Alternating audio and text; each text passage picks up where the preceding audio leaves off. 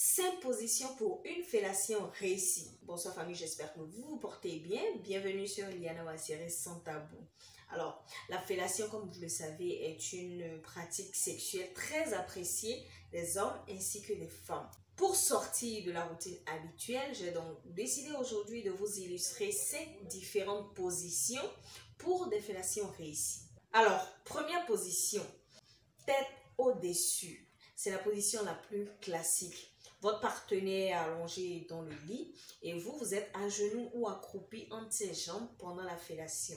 Ce n'est peut-être pas la position la plus sexy, mais c'est la plus facile. Je vais peut-être récupérer quelques photos et vous les mettre quelque part là, à titre illustratif. Position numéro 2. Tête en face. C'est la position la plus pratique.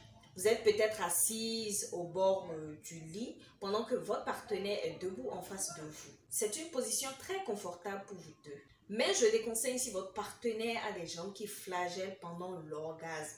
Dans ce cas-là, optez pour une autre position. Position numéro 3. Tête en dessous. C'est la position la plus sexy et la plus excitante. Elle consiste tout simplement à laisser votre partenaire vous faire l'amour par la bouche. Vous êtes simplement allongé et votre partenaire gère les va-et-vient. L'avantage de cette position, c'est que la femme est confortablement couchée, les mains libres, pouvant stimuler d'autres parties érogènes du corps de son partenaire pendant la fellation. Position numéro 4. Tête en arrière, encore appelée l'aventurière. C'est la position la plus difficile. Et si vous êtes débutante, vous devrez vous abstenir. Elle favorise l'orgasme parce que les stimulations dans cette position-ci sont très intenses. Pour la réussir, vous devrez faire comme chez le médecin. Ouvrir grandement la bouche et tirer la langue. C'est la position la plus désagréable au point de pouvoir vous faire vomir. Donc, ne forcez pas. Position numéro 5.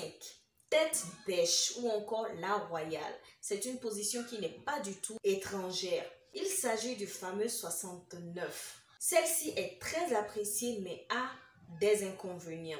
L'inconvénient justement de celle-ci, c'est qu'il est très difficile de rester concentré à sa fellation étant donné qu'au même moment, vous subirez un cunnilingus.